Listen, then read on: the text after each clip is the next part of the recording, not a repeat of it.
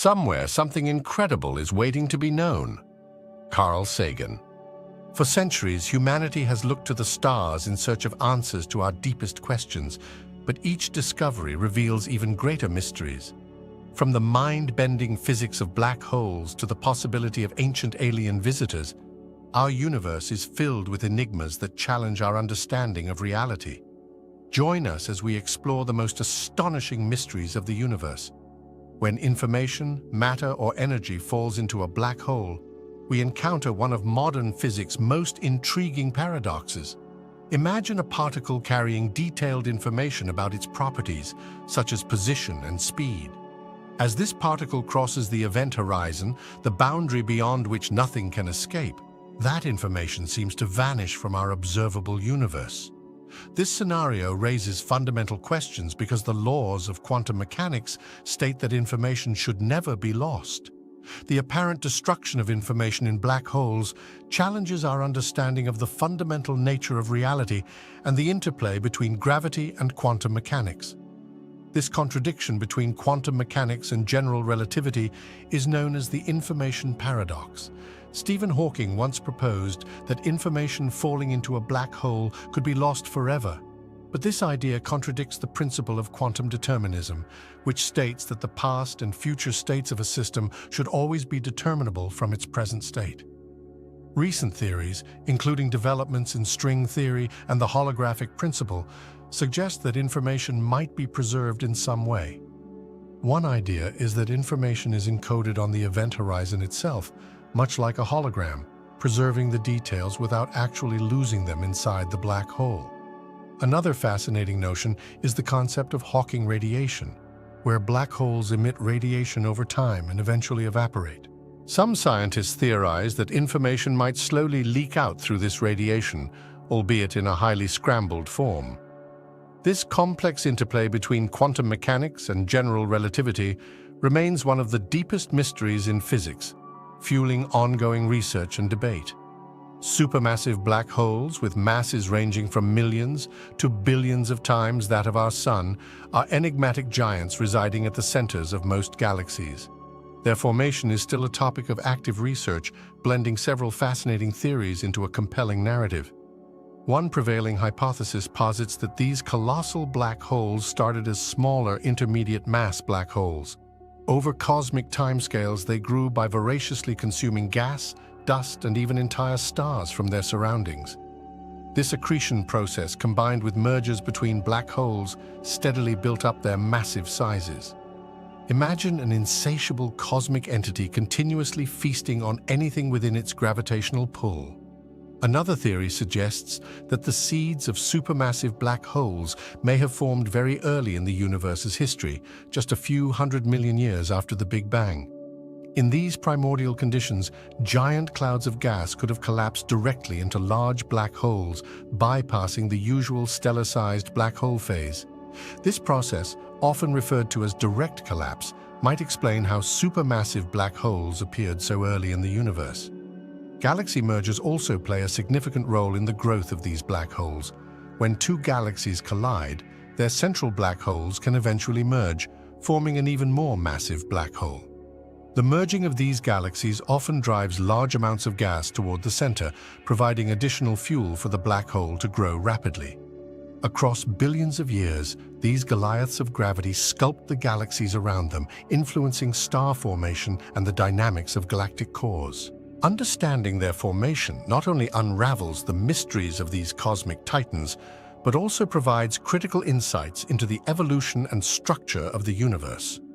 Hawking radiation, proposed by physicist Stephen Hawking in the 1970s, is a groundbreaking concept that combines principles of quantum mechanics with general relativity to explain a previously unimagined phenomenon. Black holes can emit radiation and over exceedingly long timescales gradually evaporate.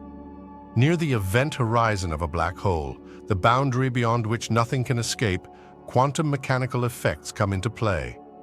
According to quantum theory, particle-antiparticle pairs are constantly being created and annihilated throughout space, even in the vacuum around a black hole. Occasionally, these pairs form right at the event horizon. In some instances, due to the intense gravitational forces, one of these particles may fall into the black hole while the other escapes into space. The particle that escapes carries away some energy from the black hole, effectively reducing the black hole's mass. This escaping particle is what we detect as Hawking radiation. Over incredibly long periods, this process causes the black hole to lose mass and energy. As it continues to emit Hawking radiation, it gradually shrinks, a process referred to as black hole evaporation. The full evaporation of a black hole is a slow process for most black holes, especially the supermassive ones. This occurs over time scales far beyond the current age of the universe. However, for small black holes, the loss of mass can speed up dramatically as they get smaller, leading to a final burst of radiation before they vanish entirely. Hawking radiation not only provides a mechanism for black hole evaporation, but also bridges the gap between quantum mechanics and Einstein's theory of general relativity. It serves as a step towards understanding the deeper connections between the laws governing the tiniest particles and the largest structures in the cosmos. The idea of harnessing energy from rotating black holes is not merely the stuff of science fiction, but is grounded in fascinating theoretical physics. Rotating black holes, also known as Kerr black holes, possess an enormous amount of angular momentum and gravitational energy. This seeming paradox of tapping into a black hole's immense power was first proposed by physicist Roger Penrose in the form of the Penrose process. The Penrose process involves a particle entering the ergosphere, a region just outside the event horizon of a rotating black hole where space-time is dragged around at astonishing speeds. Within the ergosphere, it is theoretically possible to split the particle into two. One part falls into the black hole while the other escapes, carrying off more energy than the original particle had. In doing so, the process extracts a fraction of the black hole's rotational energy. Another fascinating concept is the Blandford-Znajek process. This theory suggests that magnetic fields surrounding a black hole could interact with its rotation, channeling energy out in the form of powerful electromagnetic radiation. Jets of high-energy particles, often observed emanating from the regions around supermassive black holes at the centers of galaxies, could be an indication of such energy extraction mechanisms at work. These theoretical methods present tantalizing possibilities, but come with immense practical challenges. The extreme conditions and immense scales involved make actual energy extraction a daunting, if not currently impossible, engineering feat. Nonetheless, studying these processes enriches our understanding of black hole physics and the incredible forces at play at the edges of our scientific comprehension. While we may be far from building black hole power plants, these ideas stretch the boundaries of what we consider possible, propelling us toward deeper inquiries into the universe as most enigmatic entities. Whether or not we can ever directly harness this energy, the principles behind these processes continue to offer profound insights into the nature of space-time and gravity. Should you find yourself falling into a black hole, your experience would depend greatly on the black hole's size and mass. For a stellar mass black hole, typically several times the mass of our Sun, the journey would be extraordinarily violent and brief. However, falling into a supermassive black hole, millions or billions of times the mass of the Sun, could provide a longer, though equally unsettling trip. As you approach the event horizon, the point of no return, the effects of gravity become extreme. For a stellar mass black hole, tidal forces' extreme differences in gravitational pull would stretch and compress your body in a process whimsically called spaghettification. You would be elongated along the direction of the black hole's pull while being compressed along the other directions, quickly leading to your demise before you even reach the event horizon. In contrast, if you fell into a supermassive black hole, the longer distance to the singularity at its core means tidal forces at the event horizon would be less intense. You could theoretically pass the event horizon without immediate catastrophic spaghettification. As you fall deeper into the black hole, the view to the outside universe would shrink to a small bright spot directly overhead, slowly fading as you approach the singularity where gravity crushes all matter to an infinitely small point. Once inside the event horizon, the laws of physics as we understand them break down. Theories suggest time and space become interchangeable, leading to speculations about what might occur. Some suggest you could encounter the singularity where matter is crushed to an infinitely dense point, ending your journey. Others hypothesize the possibility of reaching a region where space-time could connect to another part of the universe through hypothetical constructs called wormholes or Einstein-Rosen bridges. Whether the final moments involve a rendezvous with a singularity or passage through exotic cosmic pathways, falling into a black hole remains a mysterious and perilously final voyage, an exploration on the very edge of our scientific understanding. Detecting exoplanets, the planets that orbit stars beyond our solar system, involves several ingenious methods, each leveraging different aspects of astronomy to unveil these hidden worlds. One of the most successful and widely used techniques is the transit method. When an exoplanet passes directly between its parent star and us, it causes a slight periodic dimming of the star S light. By carefully monitoring and measuring these dips in brightness, astronomers can infer the presence of an exoplanet, its size, and even some clues about its atmosphere. Another powerful method is the radial velocity or Doppler technique.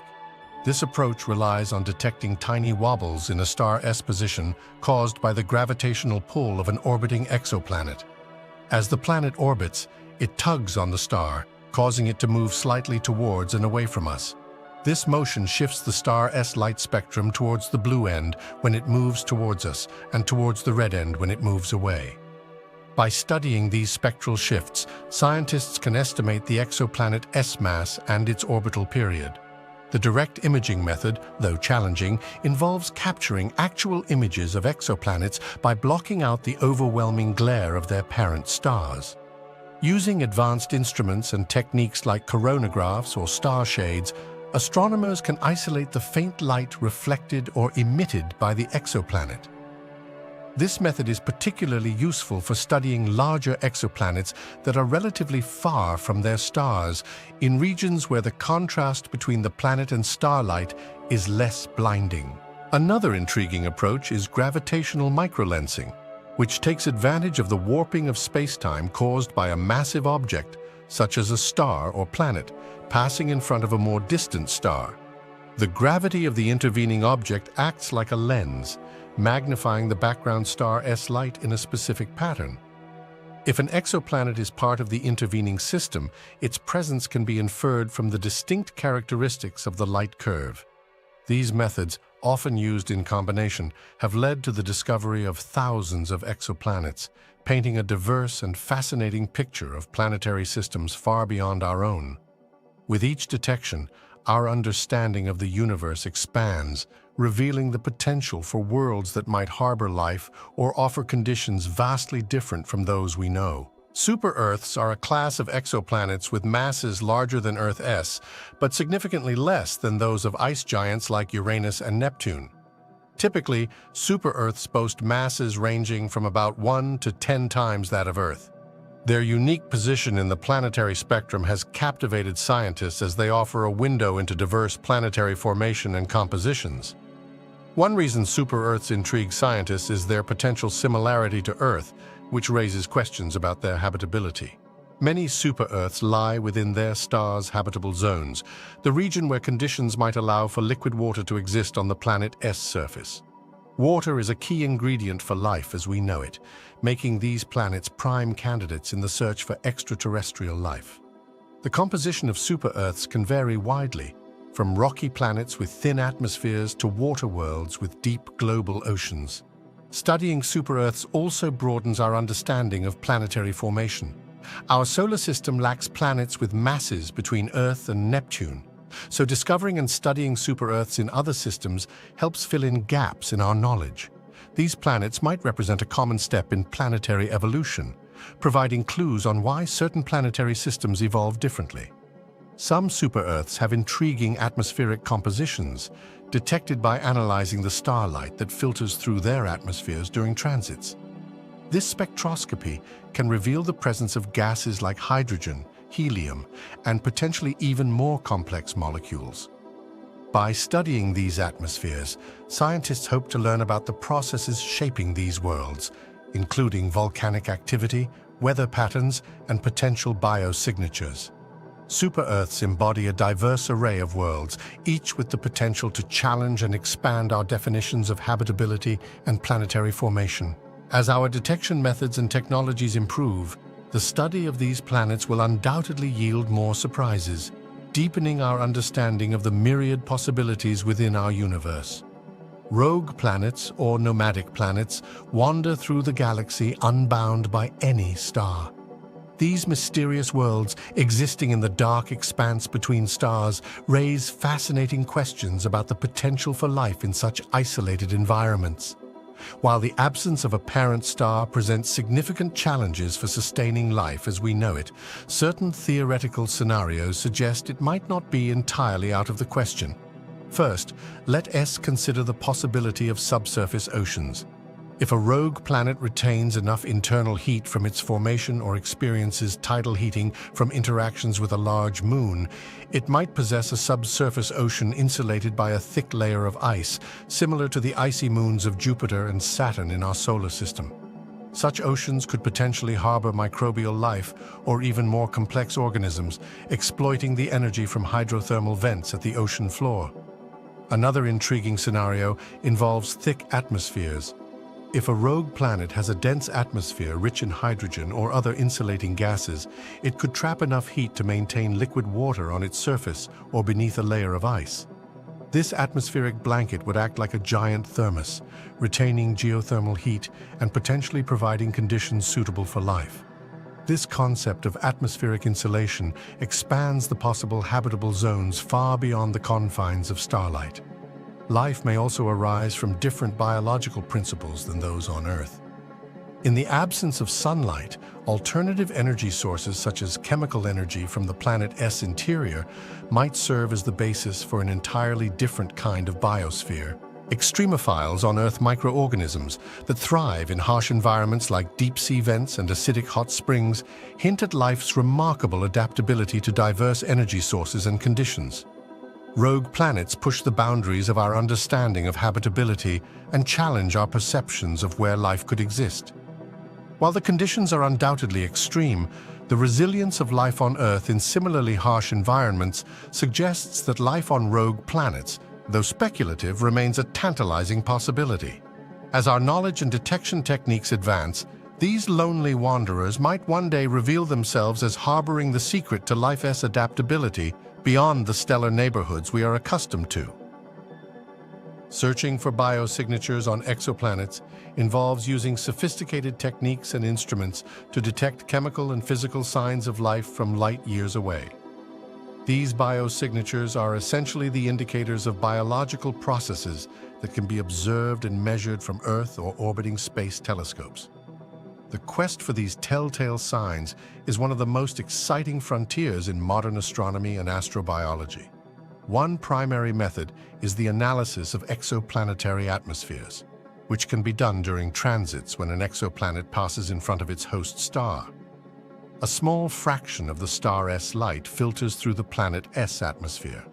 By examining this light with tools like spectrometers, scientists can identify the absorption lines corresponding to specific gases. Certain gases, such as oxygen, methane, or ozone in particular concentrations, might indicate biological activity. For instance, on Earth, a combination of oxygen and methane in the atmosphere is mostly produced by life. Another approach involves the study of reflected light from an exoplanet known as direct imaging. Instruments use advanced techniques to block the overwhelming light from the parent star, allowing astronomers to analyze the spectrum of light directly reflected off the planet's surface or atmosphere. Reflected light can reveal various surface materials and atmospheric components. Detection of unusual surface compositions, like chlorophyll-like signatures associated with photosynthesis on Earth, might provide clues about potential life. Additionally, scientists consider the possibility of detecting technosignatures, which are signs of advanced technology. These might include unusually structured light patterns or radio signals akin to those our technology emits. Though the search for technosignatures is more speculative and challenging, the potential discovery of such signals would be a groundbreaking indication of intelligent life elsewhere. Groundbreaking missions like the Kepler Space Telescope and the James Webb Space Telescope, along with upcoming projects, utilize these methods to systematically explore exoplanets' atmospheres and surfaces. As our technological capabilities grow, so does our ability to detect subtle signs of life, pushing us ever closer to answering the age-old question, are we alone in the universe? With each advancement, the dream of discovering life beyond Earth moves from the realm of speculation to the cusp of scientific reality, making the search for biosignatures an exhilarating journey into the unknown. The Fermi paradox is a fascinating puzzle named after physicist Enrico Fermi, who famously asked, "Where is everybody?" This question encapsulates the seeming contradiction between the high probability of extraterrestrial civilizations existing elsewhere in the Milky Way galaxy and the lack of evidence or contact with such civilizations. Given the vast number of stars and potentially habitable planets, Fermi's simple yet profound query continues to perplex scientists and stimulate intriguing hypotheses. One of the central tenets of Fermi's paradox lies in the Drake equation, which estimates the number of active, communicative extraterrestrial civilizations in our galaxy. Factors such as the vast number of stars, many of which have planets in habitable zones, suggest that statistically, intelligent life should be relatively common. Our Milky Way alone contains around 100 billion stars, many of which are orbited by planets that could host life. Yet, despite the seemingly favorable conditions, we have no conclusive evidence of extraterrestrial civilizations. Several theories attempt to explain this paradox. One idea is the possibility of the Great Filter, a hypothetical stage in the evolution of life that is extremely unlikely or difficult to overcome. This filter could be behind us, meaning life rarely evolves to complex organisms or ahead, suggesting advanced civilizations self-destruct before achieving interstellar communication. Either scenario presents sobering implications for our own civilization's future. Another hypothesis is the concept of the zoo hypothesis, where advanced extraterrestrial civilizations deliberately avoid contact with us, observing humanity from afar like animals in a zoo. They might be waiting for us to reach a certain level of technological or ethical maturity before making contact. Others propose that interstellar travel or communication might be inherently difficult or resource-intensive, limiting the spread or detectability of advanced civilizations. Additionally, some suggest that we might not be recognizing the evidence of extraterrestrial life because it differs significantly from our expectations. Life forms might be so alien in form and function that we fail to perceive their presence. The Fermi paradox remains a profound and open-ended question, driving both scientific inquiry and speculative thought. Each proposed solution, whether it leans towards biological, technological, or sociological explanations, brings us closer to understanding our place in the cosmos and the potential for others sharing it with us. The Great Attractor is a gravitational anomaly in intergalactic space that exerts a powerful pull on the galaxies in its vicinity, including our own Milky Way. Located roughly 150 to 250 million light-years away in the direction of the constellation Centaurus, this mysterious region is part of what is known as the Laniakea supercluster, a massive collection of over 100,000 galaxies bound together by gravity. The intrigue surrounding the Great Attractor arises from its immense gravitational influence. This gravity well is drawing galaxies towards it at velocities of up to several hundred kilometers per second. Observations indicate that entire clusters of galaxies are being pulled towards this enigmatic point. Even our local group of galaxies, which includes the Milky Way, is moving towards the Great Attractor at approximately 600 kilometers per second. Determining precisely what constitutes the Great Attractor is challenging because it lies within the zone of avoidance, an area of the sky obscured by the dense plane of our Milky Way galaxy, filled with stars, dust, and gas. This obscuration makes direct observation difficult. However, advanced observational techniques and the use of X-ray astronomy have allowed astronomers to partially peer through this dense foreground. Research suggests that the Great Attractor is likely a major supercluster structure with large concentrations of galaxies, dark matter, and hot gas contributing to its intense gravitational field. One key structure associated with the Great Attractor is the Norma cluster, a massive cluster of galaxies situated near the center of this gravitational anomaly. Nonetheless, the full extent of what comprises the Great Attractor remains an active area of research. Understanding the Great Attractor not only helps us comprehend the motion of galaxies within our local cosmic neighborhood, but also provides insight into the large-scale structure of the universe. This region of space exemplifies the complex gravitational interactions that shape the cosmos, influencing the movement and distribution of galaxies across vast distances.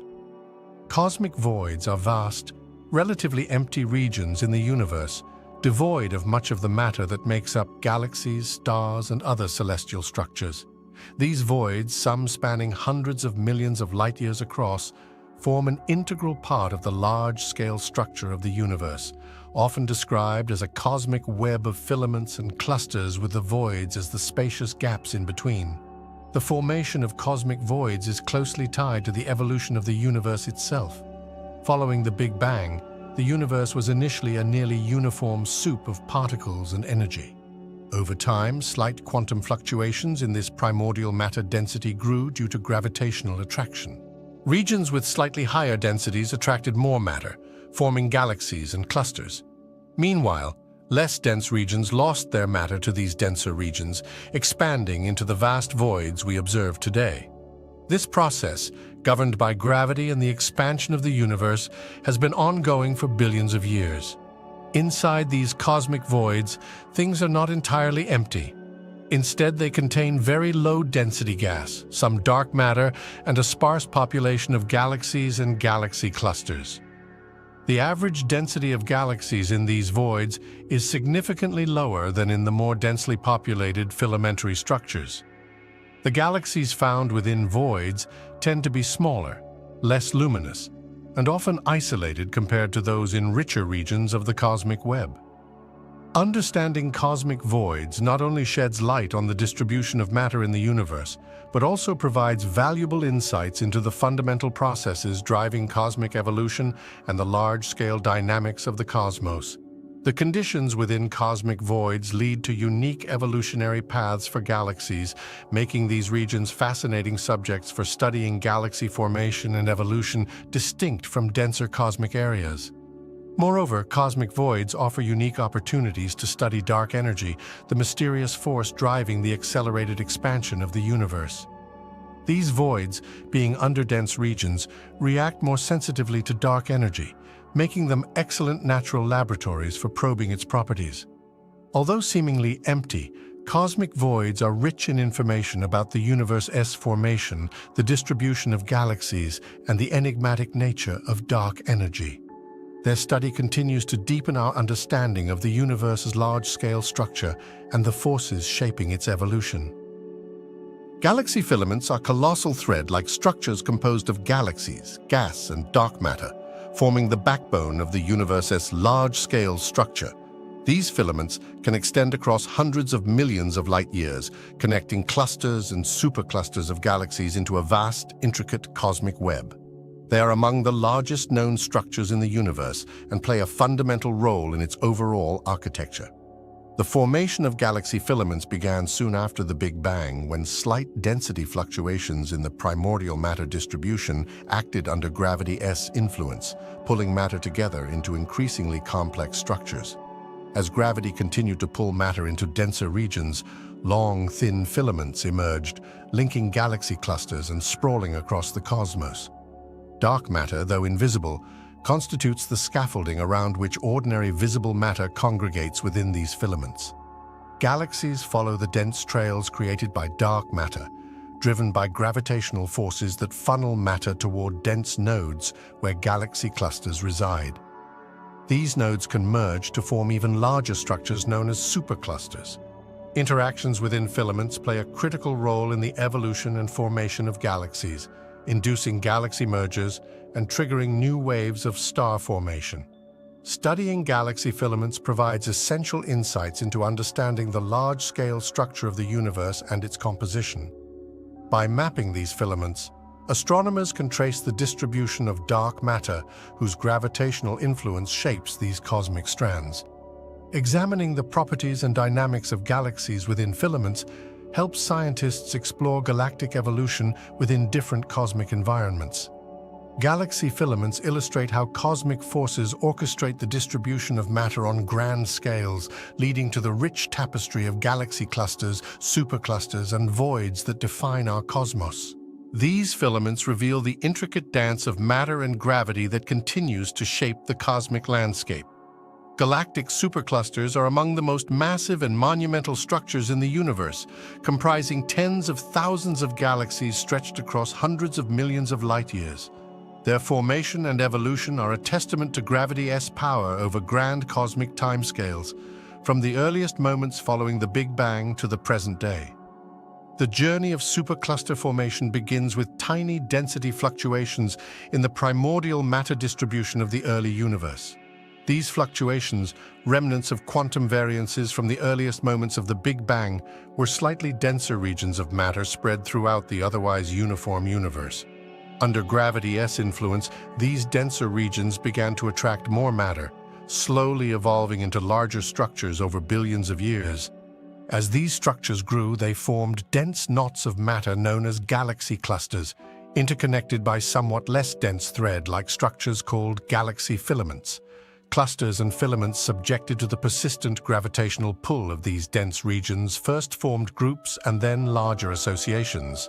Over time, multiple clusters merged into more significant formations, resulting in the extensive superclusters we observe today. The evolution of galactic superclusters involves complex dynamic processes. Galaxy clusters within superclusters continue to move under mutual gravitational attraction, occasionally colliding and merging to form even more massive and denser clusters. These interactions can spur new waves of star formation, alter the shapes and properties of galaxies, and drive the growth of supermassive black holes at the centers of galaxies. The ongoing expansion of the universe influences the evolution of superclusters, with some structures becoming more isolated as the space between them stretches. Today, we map these vast structures using tools like large-scale galaxy surveys, providing a 3D view of the universe and revealing the intricate web of clusters, filaments, and voids. Superclusters like the Virgo supercluster, which includes our own Milky Way, and the massive Laniakea supercluster highlight the grand scale of cosmic architecture. The study of superclusters deepens our understanding of the universe's large-scale structure and provides crucial insights into the interplay of dark matter and dark energy in shaping cosmic evolution. By observing these colossal structures, we gather valuable clues about the nature of the universe itself, from its genesis to its ultimate fate. Dark flow is a mysterious phenomenon observed in the large-scale motion of galaxy clusters. Despite the general agreement that the universe's expansion should be uniform, some galaxy clusters appear to be moving in a specific coherent direction, different from the expected pattern. This movement is not accounted for by the standard cosmological model, which includes dark energy and dark matter to explain the universe as observed behavior comprehensively. Scientists first noticed dark flow when studying the cosmic microwave background radiation, the afterglow of the Big Bang, and observed that certain galaxy clusters moved towards a specific part of the sky. This motion seemed beyond what could be explained by gravitational influences from known structures such as superclusters or filamentary networks of galaxies within the observable universe. The existence of dark flow suggests influences beyond the observable universe causing these motions. It raises questions about the limits of our current cosmological models and potentially hints at structures or effects outside our cosmic horizon, the furthest distance from which light has had time to reach us since the beginning of the universe. Some scientists speculate that this could imply the presence of massive structures or even other universes whose gravitational pull affects our observable universe. This enigmatic movement challenges our understanding because it pushes the boundaries of known physics and forces us to consider that the cosmos might be even more vast and complex than we currently comprehend. Exploring this further could lead to groundbreaking insights about the universe's fabric, its origins, and the potential existence of multiversal realms. Addressing these mysteries drives cosmology to think boldly, expanding our comprehension of everything that lies beyond our cosmic line of sight. Hypernovae are extraordinarily powerful stellar explosions, far more energetic than typical supernovae. They result from the collapse of massive stars, generally at least 30 times the mass of our Sun. When such a colossal star exhausts its nuclear fuel, its core collapses under gravity's immense force, leading to a cataclysmic release of energy. A primary characteristic distinguishing hypernovae from regular supernovae is their immense energy output. While supernovae release an astounding amount of energy, hypernovae can be 10 to 100 times more powerful. The underlying mechanisms for this heightened energy relate to the star's mass and the nature of its collapse. In a hypernova, the core collapse may result in the formation of a black hole rather than a neutron star, as is common in many supernovae. Hypernovae also exhibit unique features in their emissions. For instance, they are often associated with long-duration gamma-ray bursts, some of the brightest electromagnetic events in the universe. These bursts are thought to arise from jets of particles moving at nearly the speed of light emanating from the star's poles as it collapses into a black hole. This jet formation requires very specific conditions typically found in the most massive stars with rapid rotation. Another difference is their impact on the cosmos. Hypernovae play a crucial role in seeding the universe with heavy elements. During these colossal explosions, elements heavier than iron are forged and dispersed into the surrounding space, aiding in the creation of future stars and planetary systems. While supernovae also contribute to this process, the sheer scale at which hypernovae do so is significantly greater, ensuring their indelible mark on the universe's evolutionary tapestry. Magnetars generate the most powerful magnetic fields in the universe through processes initiated during their birth from certain types of supernova explosions. When a massive star, typically around 10 to 25 times the mass of our Sun, exhausts its nuclear fuel, the resulting core collapse often forms a neutron star. However, if conditions during the collapse are just right, particularly involving the star's core rotation and magnetic alignment, a magnetar can be born. In a magnetar, the collapsing core's rapid spin and the intense compression of magnetic field lines significantly amplify the magnetic field strength. This amplification can be up to a quadrillion times stronger than Earth's magnetic field. The star's magnetic field lines are tightly wound as the core shrinks dramatically in size, concentrating the magnetic energy into a far smaller volume. The extreme density and pressure inside a magnetar also contribute to the intense magnetic fields. The particles within the core, primarily neutrons, align in such a way that their magnetic moments reinforce each other rather than canceling out as they do in less dense conditions. This collective alignment magnifies the overall magnetic effect across the neutron star. Magnetars are distinguished by their highly unstable magnetic fields, which can cause dramatic and violent effects on their surfaces. These magnetic instabilities lead to starquakes and the release of enormous bursts of X-rays and gamma rays. These bursts are so powerful that they can affect satellites and even Earth's atmosphere, despite happening thousands or even millions of light years away. These cataclysmic energies and magnetic forces ensure that magnetars stand as some of the universe's most extraordinary and enigmatic objects. Fast radio bursts, FRBs, are brief, intense flashes of radio waves that originate from far beyond our galaxy. These bursts last only milliseconds, but release an immense amount of energy, comparable to what our Sun emits over several days. The mysterious nature of their origins has captivated astronomers since the first one was discovered in 2007. One leading hypothesis is that FRBs are caused by highly magnetized neutron stars known as magnetars. Magnetars possess incredibly powerful magnetic fields, and these fields can sometimes undergo sudden changes. These magnetar starquakes or other magnetic instabilities might produce the rapid bursts of energy that we detect as FRBs. Some FRBs have been traced back to regions in space where massive stars often end their lives, lending support to this theory. Another potential source of FRBs is the collision or merging of compact objects such as neutron stars or black holes. When these dense stellar remnants collide, they can create shock waves and potentially emit these powerful radio bursts. The rare nature of such collisions matches the observed scarcity and randomness of FRBs, making this a plausible explanation for at least some of the bursts. Interestingly, some FRBs repeat, providing further clues to their nature. The repeating nature suggests that the same source can produce multiple bursts over time, contrasting with cataclysmic events like collisions that happen only once. This observation has led to theories involving objects with continuous emissions, like rotating neutron stars in binary systems or interactions between a magnetar and its surrounding environment. While our understanding of FRBs is still evolving, each new discovery adds pieces to the complex puzzle of their origins. As we improve our detection abilities and gather more data, we hope to unravel the enigmatic nature of these extraordinary cosmic phenomena. Binary star systems consist of two stars orbiting a common center of mass, and their evolution and interaction can be profoundly different from that of solitary stars. The dynamics within these systems lead to unique behaviors and phenomena that are fascinating to astronomers.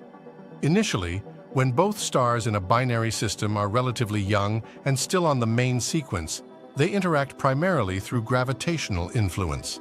Each star orbits the system's center of mass, a point determined by their respective masses. If the two stars are close, gravitational interactions can become quite complex. These interactions can cause changes in their orbits and in some cases result in mass transfer, where one star pulls material from its companion. As these stars age and exhaust their nuclear fuel, the more massive star typically becomes a red giant first. As it expands, its outer layers may overflow its Roche lobe, an imaginary teardrop-shaped region around each star where material is gravitationally bound to that star. When this occurs, material can transfer to the companion star. This mass transfer significantly alters the evolution of both stars, potentially spinning up the receiving star and affecting its stellar life cycle. In some cases, this mass transfer can lead to dramatic phenomena. For instance, if the donor star sheds its outer layers rapidly enough, it might become a white dwarf.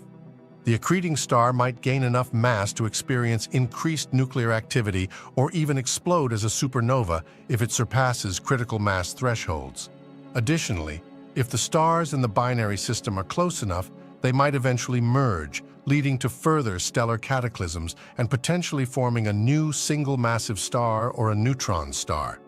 Binary interactions can also lead to the production of exotic objects such as X-ray binaries or millisecond pulsars. In X-ray binaries, the compact remnant of one star, such as a neutron star or a black hole, accretes matter from a companion star, emitting intense X-rays. Millisecond pulsars, on the other hand, are neutron stars that have been spun up by accreting material from a companion, rotating hundreds of times per second. Overall, the interplay between stars in binary systems showcases nature's complexity, leading to some of the most energetic and exotic phenomena in the universe, continually reshaping our understanding of stellar evolution and interaction. Quark stars are hypothetical celestial objects representing an extreme state of matter. They are thought to form under conditions even more extreme than those that create neutron stars. Essentially, a quark star would be formed if a neutron star's core density surpassed a critical threshold, causing neutrons to break down into their constituent particles known as quarks. When a massive star exhausts its nuclear fuel, it undergoes a supernova explosion, often leaving behind a dense core. Typically, if the remaining core's mass is sufficient, it will collapse into a neutron star, where matter is compressed to a state where neutrons are densely packed together. However, if the mass and pressure exceed a certain limit, it is theorized that these neutrons could decompose into quarks, resulting in a quark star. These quark stars would be composed of quark matter, a substance theorized to be denser than neutronium, the matter found in neutron stars. There are two primary types of quarks thought to make up this ultra-dense matter: up quarks and down quarks, which constitute neutrons, along with possible strange quarks, creating what is sometimes referred to as strange matter. This state of matter is so compact that it would have a bizarre property. Any additional matter falling onto a quark star would be immediately integrated into the quark matter, contributing little to increasing the star's size. Observationally distinguishing quark stars from neutron stars poses a significant challenge, as both types of stars would exhibit similar characteristics. However, if quark stars exist, they might display slightly different mass and size relationships known as mass-radius relationships compared to neutron stars. They may also exhibit unique cooling patterns or emit bursts of energy detectable by astronomical instruments. The existence of quark stars remains hypothetical, yet the concept pushes the boundaries of our understanding of particle physics and stellar evolution. Confirming the existence of quark stars would not only provide insights into the behavior of matter under extreme conditions, but also deepen our grasp of the fundamental forces shaping the universe. Evidence for the existence of dark matter is drawn from various astronomical observations that reveal discrepancies between the predicted and observed behavior of cosmic structures. One of the earliest and most compelling pieces of evidence comes from the study of galaxy rotation curves. When astronomers, including Vera Rubin in the 1970s, measured the rotation speeds of stars in galaxies, they found that stars at the outer edges rotated just as quickly as those near the center. According to Newtonian mechanics, the stars further from the center should rotate more slowly unless there is additional unseen mass providing gravitational pull. This suggests the presence of an unseen or dark matter component. Another significant source of evidence comes from gravitational lensing, where light from distant galaxies is bent around massive objects like galaxy clusters. The degree of bending observed cannot be accounted for solely by the visible matter in these clusters. Instead, it indicates that there is much more mass present, exerting the gravitational forces necessary to curve the light to the extent observed. The cosmic microwave background radiation, the afterglow of the Big Bang, also provides clues. Measurements taken by satellites such as the Wilkinson Microwave Anisotropy Probe and the Planck spacecraft reveal subtle temperature fluctuations in this ancient radiation. By analyzing these fluctuations and the distribution of galaxies in the universe, cosmologists can infer the total amount of matter and energy. The results indicate that only about 1/6 of this matter is the regular baryonic matter we can see and interact with. The rest is dark matter. Finally, observations of galaxy cluster movements offer additional evidence. One famous example is the Bullet Cluster, where two galaxy clusters collided. The collision separated the dark matter from the normal matter, producing distinct gravitational effects observable through gravitational lensing. The visible matter, predominantly gas, slowed down and collided, whereas the dark matter continued largely unimpeded. This separation provided a clear picture of dark matter's presence and its different physical properties compared to normal matter. All these observations collectively build a strong case for dark matter's existence. Despite being invisible and not interacting with electromagnetic forces, dark matter's gravitational influence is critical in shaping the structure and evolution of the universe. Its detection remains one of the most exciting frontiers in modern astrophysics and cosmology, with experiments ongoing both in space and on Earth to directly detect dark matter particles. Dark energy is a mysterious and pervasive force believed to be responsible for the accelerating expansion of the universe. Discovered in the late 1990s through observations of distant type Ia supernovae, dark energy is thought to make up about 2/3 of the total energy density of the universe. Its properties and behavior remain among the biggest questions in cosmology. One way to conceptualize dark energy is through a term in Einstein's equations of general relativity known as the cosmological constant, often symbolized by the Greek letter lambda. This constant can be thought of as an inherent energy of empty space, which exerts a repulsive force counteracting the gravitational pull of matter. As the universe expands, more space is created, and with it more dark energy. This amplifies the repulsive effect, leading to an accelerating expansion. Another perspective is that dark energy could be a dynamic field similar to, but distinct from, gravity, dubbed quintessence. Unlike the static energy of the cosmological constant, quintessence would evolve over time, changing the rate at which the universe expands. This viewpoint allows for more complex models and could potentially explain the observed variations in the acceleration rate more flexibly. Dark energy's effects are not immediately noticeable on small scales, such as within galaxies or even galaxy clusters where gravitational forces dominate. However, on the cosmic scale, its influence becomes profound. the accelerated expansion was confirmed through various means, including the study of the cosmic microwave background radiation and large-scale galaxy surveys, which show that galaxies are moving away from each other more rapidly over time. Current and future observational projects like the Euclid satellite mission and the Vera C. Rubin Observatory aim to map the distribution of galaxies and measure the expansion rate of the universe with unprecedented precision.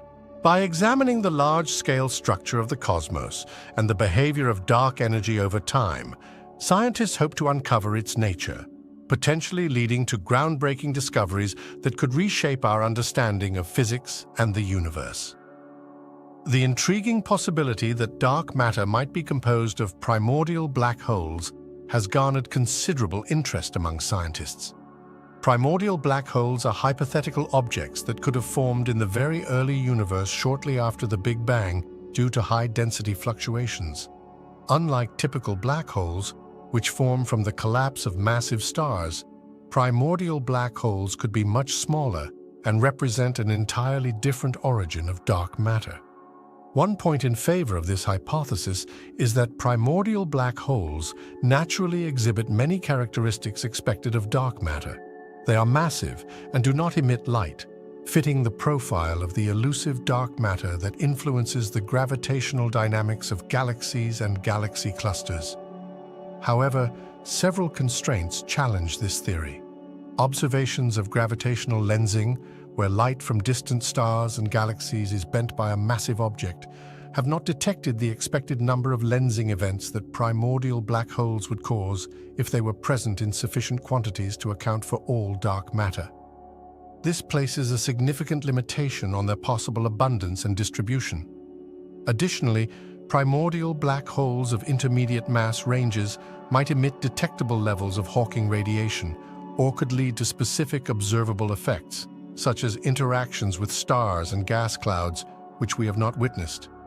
Constraints from cosmic microwave background radiation also indicate that the contribution of primordial black holes to the total dark matter content must be small. Despite these challenges, the idea has not been entirely ruled out. Recent developments in astrophysics and gravitational wave astronomy, particularly those from the LIGO and Virgo collaborations detecting mergers of black holes, have revived interest in the possibility of primordial black holes. Some of these mergers involve black holes of masses and frequencies that might be consistent with primordial origins. Ongoing and future observational efforts aim to explore various mass ranges and properties of primordial black holes more comprehensively. While we continue to seek direct evidence for dark matter particles and alternative explanations, the primordial black hole hypothesis remains an intriguing possibility that could, if proven, offer revolutionary insights into both dark matter and the formation of the early universe. Weakly interacting massive particles. WIMPs are among the leading candidates to explain the elusive nature of dark matter. These hypothetical particles are thought to have significant mass and interact only through the weak nuclear force and gravity, making them extraordinarily difficult to detect. The concept of WIMPs emerges naturally from extensions to the standard model of particle physics, such as supersymmetry, which posits the existence of heavier counterparts to known particles. One of these potential particles could be a WIMP, possessing the right properties to account for the observed effects of dark matter on the cosmic scale. One key reason WIMPs are considered viable dark matter candidates is the so-called WIMP miracle. When scientists calculate how WIMPs would have behaved in the early universe, they find that particles with the right mass and weak interaction properties would have naturally resulted in an abundance consistent with the observed density of dark matter today. This elegant coincidence strengthens the case for WIMPs as dark matter constituents. Detecting WIMPs directly involves several experimental approaches. Direct detection experiments, such as those conducted with large underground detectors filled with supercooled noble gases like xenon or argon, aim to spot the rare interactions between WIMPs and atomic nuclei. These interactions would produce tiny signals of light or heat, which researchers analyze to determine if they match the expected profile of WIMP interactions. Indirect detection methods focus on looking for the byproducts of WIMP annihilations or decays. If WIMPs exist, they could occasionally collide and annihilate each other, producing detectable particles like gamma rays, neutrinos, or other standard particles. These signals could be observed by space-based or ground-based telescopes. Another approach involves searching for anomalies in cosmic radiation that could hint at WIMP interactions. When particles collide, they might annihilate each other and produce gamma rays, neutrinos, or other particles detectable by instruments like the Fermi Gamma Ray Space Telescope. Particle accelerators, such as the Large Hadron Collider, seek to create WIMPs by colliding protons at extremely high energies. Scientists examine the debris from these collisions to spot missing energy or momentum signatures indicative of WIMPs. While WIMPs remain undetected, ongoing research and technological advancements push the boundaries, offering hope for eventual identification. Confirming WIMPs' existence would solve the dark matter mystery and potentially reveal new fundamental aspects of particle physics and the universe's fabric. Scientists use sophisticated techniques to detect dark matter particles directly, leveraging both underground detectors and advanced astronomical observatories. Although dark matter doesn't interact with light and remains invisible to traditional telescopes, it is theorized to interact via gravity and potentially the weak nuclear force. One primary method involves large underground detectors designed to identify interactions between dark matter particles and atomic nuclei. These detectors, located deep underground to shield from cosmic rays and background radiation, use noble gases like xenon or argon kept in a liquid state at ultra-low temperatures. When a dark matter particle interacts with the nucleus of an atom within the detector, it produces tiny flashes of light or minute amounts of heat. Despite the infrequency of these interactions, ultra-sensitive photodetectors and thermal sensors capture these rare events. Experiments such as Xenon in Italy and Lux Zeppelin in the United States exemplify this approach, employing enormous tanks of liquid xenon monitored for potential interactions. Another technique focuses on indirect detection methods, looking for byproducts of dark matter interactions in space, such as gamma rays, neutrinos, or electron-positron pairs that could be generated if dark matter particles annihilate each other or decay.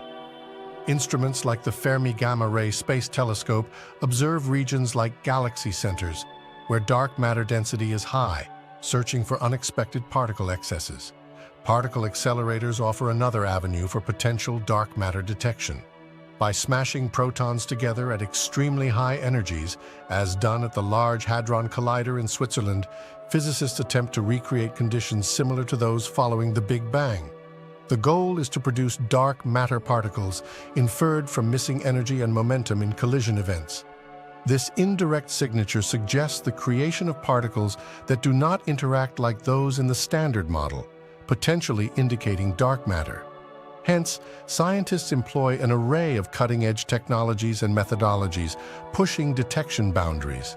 While direct evidence of dark matter remains elusive, these innovative and complementary approaches significantly narrow down the possibilities, bringing us closer to uncovering one of the universe's greatest mysteries. Ultra-high energy cosmic rays are particles, primarily protons or heavier atomic nuclei, that travel through space at nearly the speed of light and possess energy far exceeding typical cosmic rays. These particles can have energies millions of times greater than those produced in man-made particle accelerators, making them some of the most energetic particles in the universe. The precise origins of ultra-high energy cosmic rays remain one of the great mysteries in astrophysics. However, several potential sources are thought to be responsible for their extraordinary energies. One hypothesis involves active galactic nuclei, which are supermassive black holes at the centers of distant galaxies. These AGNs are surrounded by vast accretion disks of gas and dust, which, when falling into the black hole, can get accelerated to incredible speeds, generating powerful jets capable of propelling particles to extreme energies. Another potential source could be gamma ray bursts, among the most energetic events observed in the universe. These bursts occur when massive stars collapse into black holes or when binary neutron stars collide. The intense explosion releases enormous amounts of energy in a short time, potentially accelerating particles to ultra-high energies. Supernova remnants within our galaxy are also considered potential contributors, particularly those involving very massive stars. The shock waves generated by supernova explosions can accelerate particles to high energies through a process known as Fermi acceleration.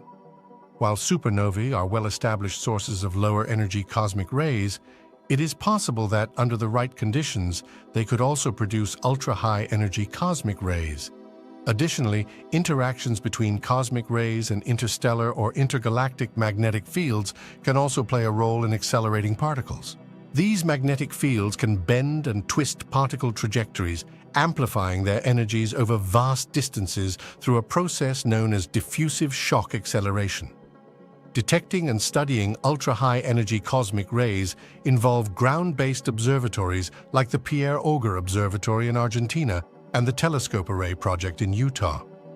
These observatories use extensive arrays of detectors spread over large areas to capture and analyze the secondary particle showers produced when ultra-high-energy cosmic rays collide with molecules in Earth's atmosphere. By studying the patterns, isotopes, and energy spectra of these cosmic ray impacts, scientists hope to unravel the origins and acceleration mechanisms of these extraordinarily energetic particles. As we gather more data, the secrets of ultra-high-energy cosmic rays slowly reveal themselves, potentially offering new insights into some of the most violent processes in the cosmos. Cosmic ray air showers occur when high-energy cosmic rays, primarily composed of protons or heavier nuclei, enter Earth's atmosphere and collide with atmospheric particles. This collision initiates a cascade of secondary particles that spread out in an extensive shower, which scientists can detect and study using ground-based observatories. When a primary cosmic ray traveling nearly at the speed of light strikes a molecule in the upper atmosphere, it initiates a high-energy collision, producing a variety of secondary particles. These first-generation particles typically include pions, kaons, and other hadrons. The process is highly energetic, with the initial impact often resulting in the creation of hundreds or even thousands of secondary particles. As these secondary particles travel further into the atmosphere, they collide with additional molecules, generating even more particles.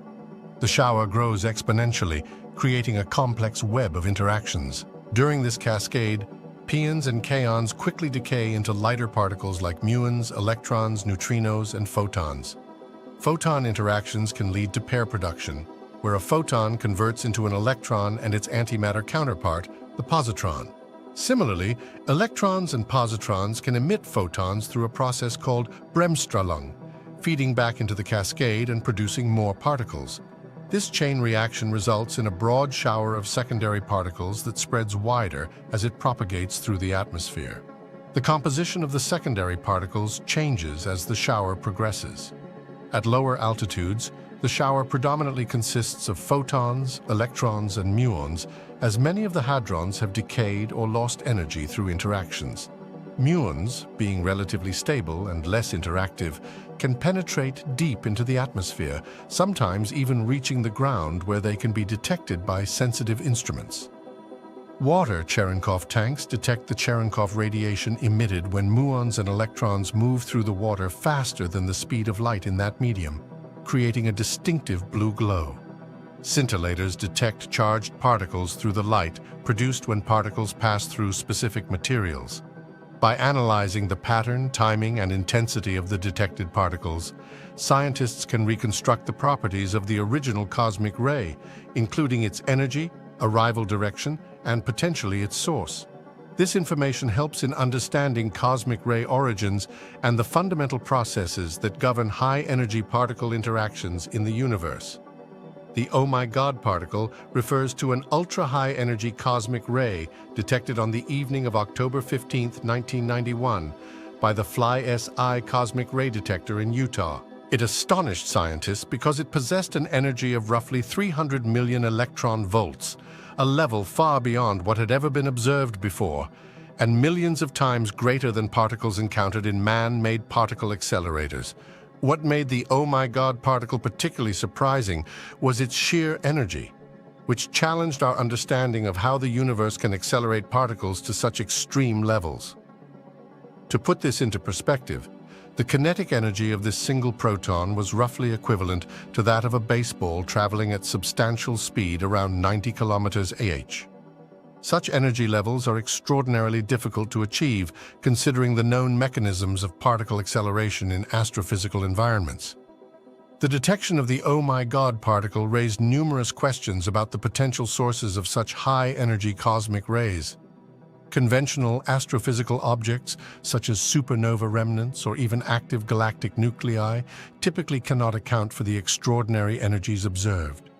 Some scientists speculated that exotic and rare astrophysical events, like colliding neutron stars, supermassive black hole jets, or even processes related to the early universe just after the Big Bang, might be responsible. Additionally, the "Oh my God" particle also posed a puzzle related to the GZK limit, Greisen-Zatsepin-Kuzmin limit, a theoretical upper bound on the energy of cosmic rays. According to this limit, cosmic rays with energies above roughly 5 million electron volts should interact with the cosmic microwave background radiation, losing energy over vast distances. Therefore, observations of such high-energy particles suggest that they either originate from relatively nearby extragalactic sources or that some unknown mechanism allows them to preserve their energy over greater distances than currently understood. Since the detection of the "Oh my God" particle, several other ultra-high-energy cosmic rays have been observed, but the original discovery remains a landmark event in astroparticle physics. These detections continue to spur research and debate about the processes capable of producing such phenomenal energies, pushing the boundaries of our understanding of the most energetic phenomena in the universe. Cosmic rays pose significant challenges and risks for space travel and the health of astronauts. These high-energy particles, originating from the Sun, distant stars, and other cosmic sources, can have profound effects on both spacecraft and the human body. One primary concern is the health risk from prolonged exposure to cosmic rays. Unlike Earth's surface, which benefits from the planet's magnetic field and atmosphere acting as protective shields, space lacks such defenses. Consequently, astronauts are directly exposed to these high-energy particles, which can penetrate human tissue and even spacecraft material. The radiation can cause various biological effects, including DNA and cellular structure damage, increasing the risk of cancer, cataracts, neurological disorders, and other health issues. The longer the mission, such as a journey to Mars, the greater the cumulative exposure and associated risks. Beyond individual health, cosmic rays can also impact spacecraft electronics through a phenomenon called single-event effects. When high-energy particles strike electronic components, they can induce errors, disrupt operations, or permanently damage critical systems. Ensuring the reliability of spacecraft and its instruments in the face of such potential disruptions is vital for mission planning and engineering. To mitigate these risks, several strategies are employed. Spacecraft are designed with shielding materials to reduce astronauts and sensitive electronics exposure to cosmic rays. Although complete protection is impossible without impractically heavy shields, materials like polyethylene and water offer some degree of attenuation. Additionally, spacecraft trajectories and mission durations are carefully planned to minimize exposure during periods of heightened solar activity, such as solar flares, which can significantly elevate the already considerable levels of radiation in space. For astronaut health, space agencies are also exploring the development of pharmaceuticals and other medical countermeasures that might help mitigate the effects of radiation exposure. Continuous monitoring of radiation levels using onboard sensors provides real-time data to assess and respond to elevated risks during the mission. In conclusion, cosmic rays present a formidable challenge for space exploration. Through advanced engineering, prudent mission planning, and ongoing research into protective measures, the goal is to safeguard astronauts as humanity pushes further into the cosmos. The broader understanding and mitigation of these effects are essential to the success and health of future long-duration space missions. Neutrino detectors are remarkable instruments that allow scientists to peer into the heart of some of the universe's most dramatic events. Unlike photons or charged particles, neutrinos barely interact with matter, making them incredibly challenging to detect but simultaneously perfect messengers from the extreme environments where they originate. For instance, they can travel directly from supernova or the depths of the sun without being deflected or absorbed, carrying crucial information about those sources. By catching these elusive particles, neutrino detectors help us understand processes like nuclear fusion inside stars. The sun, powered by such fusion reactions, emits a constant stream of neutrinos. Studying them gives us direct evidence of the sun's inner workings, validating models of stellar physics. Similarly, detecting neutrinos from supernovae helps scientists investigate the explosive deaths of massive stars, shedding light on the production of heavy elements in the universe and the birth of neutron stars or black holes. Neutrinos also offer insights into the most fundamental aspects of physics. For instance, their ability to change from one type to another, a phenomenon known as neutrino oscillation, has provided compelling evidence that they indeed have mass, contrary to earlier assumptions. This discovery has profound implications for our understanding of particle physics and the fundamental forces governing the universe. Furthermore, exploring neutrinos from extragalactic sources opens up a new window into high-energy astrophysics. These particles might originate from active galactic nuclei or other mysterious cosmic phenomena, giving researchers clues about the most energetic processes in the cosmos. By studying neutrinos, scientists obtain a unique and otherwise unreachable perspective on both the most distant and the most hidden corners of the universe.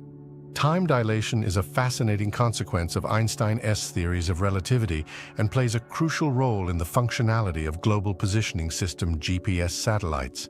These satellites orbit the Earth at high speeds and at different altitudes compared to the planet's surface. According to general relativity, time runs slower in stronger gravitational fields, meaning clocks on Earth's surface tick slightly slower than those further away in space. Meanwhile, special relativity predicts that due to their high velocities, time on board the satellites also runs slightly slower compared to a stationary observer on Earth. For the GPS to work accurately, the clocks on these satellites must synchronize precisely with clocks on Earth. Without adjusting for time dilation, even a tiny discrepancy can result in significant errors in position calculations. Specifically, the combined effects of special and general relativity mean that the satellite clocks tick faster than those on Earth by about 38 microseconds per day. While this might seem minuscule, over time it would lead to significant errors in position measurements errors as large as 10 kilometers per day. To counteract this, the clocks on GPS satellites are preset to tick slightly slower before launch, ensuring that when they reach orbit, they match the pace of Earth's clocks. Additionally, onboard computers continuously adjust the satellite time to account for any relative motion and gravitational differences. Ensuring this level of precision is essential for the myriad applications that rely on the GPS, from navigation and mapping services to synchronizing telecommunications and even aiding in financial transactions. Time dilation adjustments thus embody the elegant interplay between theoretical physics and practical technology, underscoring how our understanding of the cosmos directly impacts everyday life. Gravitational waves are ripples in the fabric of space-time itself, caused by some of the most violent and energetic processes in the universe. Predicted by Albert Einstein's theory of general relativity, these waves travel at the speed of light and are generated when massive objects accelerate, especially in scenarios involving extreme gravitational fields. Examples include the merging of black holes or neutron stars, supernova explosions, and even the rapid rotation of massive stars. Detecting these elusive waves requires extremely sensitive instruments, as they cause space to stretch and compress by minuscule amounts. The most prominent tool for this task is the Laser Interferometer Gravitational Wave Observatory LIGO. LIGO consists of two L-shaped interferometers, one in Washington State and the other in Louisiana, each with arms that are kilometers long. A laser beam is split and sent down each arm. If a gravitational wave passes through, it changes the length of the arm slightly, altering the time it takes for the laser beams to return and recombine. When the beams return and recombine, any difference in length causes an interference pattern, which can be measured with astonishing sensitivity. In 2015, LIGO made the first direct detection of gravitational waves from a collision of two black holes, a discovery that confirmed a major prediction of general relativity and opened an entirely new way to observe the universe. This event marked the beginning of gravitational wave astronomy. With advancements in technology and additional detectors like Virgo in Italy and the upcoming Kagra in Japan, our ability to pinpoint the sources of these cosmic waves is improving. By studying gravitational waves, scientists aim to uncover details about objects and events previously hidden from our view, giving us a deeper understanding of the dynamics of the cosmos. Wormholes, theoretical passages through space-time, have long captured the imagination with the enticing possibility of faster-than-light travel. Based on solutions to Einstein's equations of general relativity, wormholes could provide shortcuts between distant points in the universe. Imagine a tunnel with two ends located in different parts of space and time. If such a tunnel existed, traversing it could potentially allow one to travel great distances instantaneously, bypassing the limitations of light speed. However, the concept of using wormholes for faster-than-light travel faces several significant hurdles. The first challenge is stability. Most solutions for wormholes suggest they would collapse almost instantly upon formation, preventing anything, even light, from passing through. To keep a wormhole open and traversable, some form of exotic matter with negative energy density would be required. Such matter would counteract the natural tendency of the wormhole to pinch off. But creating or sustaining this exotic matter is beyond our current technological and scientific capability. Even if we could stabilize a wormhole, there are questions about their traversability and safety. The intense gravitational forces near the throat of a wormhole could potentially stretch and compress anything trying to pass through it, a process often referred to as spaghettification. Furthermore, solutions involving wormholes sometimes imply the existence of causality paradoxes, like the possibility of time travel, which introduces a host of theoretical and practical complications. While wormholes remain a fascinating idea in theoretical physics and a staple of science fiction, actual evidence for their existence or our ability to use them for travel remains elusive.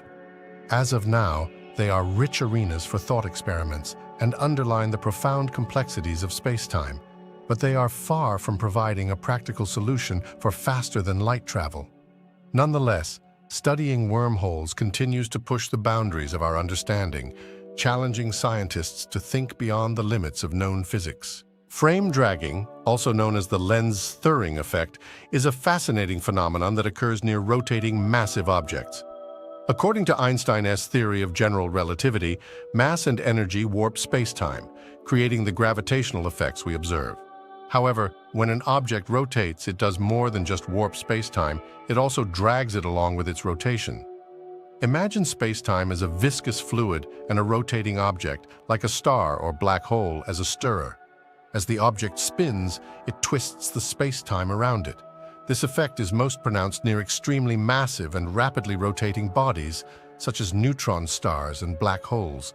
The closer one gets to these objects, the stronger the frame dragging effect becomes. Detecting frame dragging is incredibly challenging because its effects are subtle and require sensitive instrumentation. One of the most compelling confirmations of this phenomenon came from NASA's Gravity Probe B mission, launched in 2004. The spacecraft carried ultra-precise gyroscopes intended to measure the tiny angle changes caused by Earth's rotation dragging space-time around it. After years of data analysis, the results confirmed the presence of frame dragging, albeit on a very small scale. Frame dragging has significant implications for our understanding of the cosmos. Around rotating black holes, for instance, this effect could influence the paths of particles and light, shaping the structure and dynamics of accretion disks and jets emitted by these enigmatic objects. By studying frame dragging, scientists not only test and refine our understanding of general relativity, but also gather crucial insights into the complex behaviors near some of the most extreme environments in the universe. The twin paradox is a thought experiment that vividly demonstrates time dilation, a concept rooted in Einstein's theory of special relativity. In this scenario, imagine two identical twins. One remains on Earth, while the other embarks on a journey through space at a velocity close to the speed of light. According to special relativity, the twin traveling at high speed experiences time more slowly compared to the twin who stays behind. Here is how the paradox unfolds. The traveling twin sets off on a journey to a distant star at near light speed and then returns to Earth. Upon reuniting with the Earthbound twin, the traveling twin finds less time has passed for them than for their sibling who remained on Earth. While the Earthbound twin may have aged, say, 10 years, the traveling twin might have aged only a fraction of that time, depending on the exact speed and duration of the journey. This discrepancy arises because, per special relativity, moving clocks run slower when observed from a stationary frame of reference. The term paradox emerges because it initially seems counterintuitive. One might wonder if each twin could consider the other as moving. Why wouldn't they both experience time dilation equally? The resolution lies in the fact that the traveling twin undergoes acceleration and deceleration during their journey, breaking the symmetry of the situation. This makes the traveling twin S frame of reference non-inertial, different from the stay-at-home twin S inertial frame. The twin paradox illustrates the real and measurable effects of relativity. Indeed, this effect is not just a theoretical curiosity, it has practical applications, such as in the functioning of GPS satellites, where time dilation must be accounted for to maintain the accuracy of navigation signals. Thus, the twin paradox offers a compelling glimpse into the strange and counterintuitive nature of time in our relativistic universe. The mysterious gamma-ray glow at the center of our galaxy, often referred to as the galactic center GeV has puzzled astronomers since its discovery. These high-energy gamma rays, detected by telescopes like the Fermi Gamma-Ray Space Telescope, seem to emanate from an area densely packed with stars, dust, and energetic phenomena. The exact source of this gamma-ray emission is still under investigation, and several compelling theories have been proposed. One significant hypothesis suggests that dark matter particles might be annihilating each other in the dense region of the galactic center. Dark matter, which makes up a substantial portion of the universe's mass, remains largely undetectable except through its gravitational effects.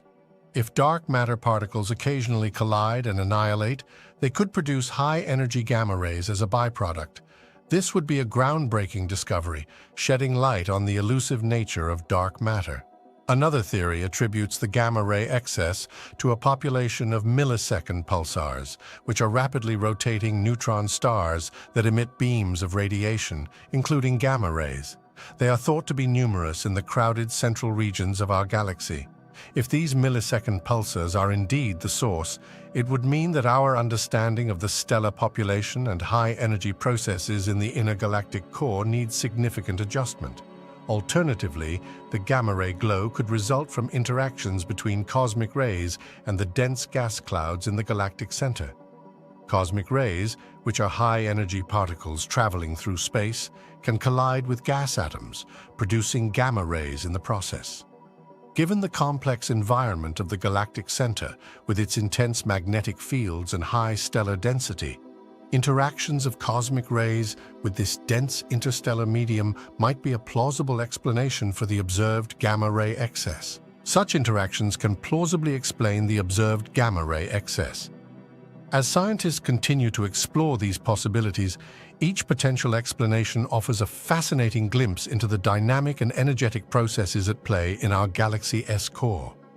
Understanding the true source of this gamma-ray glow not only unravels a cosmic mystery, but also enhances our knowledge of the fundamental forces and particles that shape the universe. Supermassive stars like R136A1, found in the dense star cluster R136 in the Large Magellanic Cloud, represent some of the most extreme cosmic phenomena. Forming such enormous stars, which can have masses hundreds of times that of our Sun, requires specific and exceptional conditions that are still a subject of intense study and debate among astronomers. The formation process begins within giant molecular clouds, vast regions of cold gas and dust where stars are born.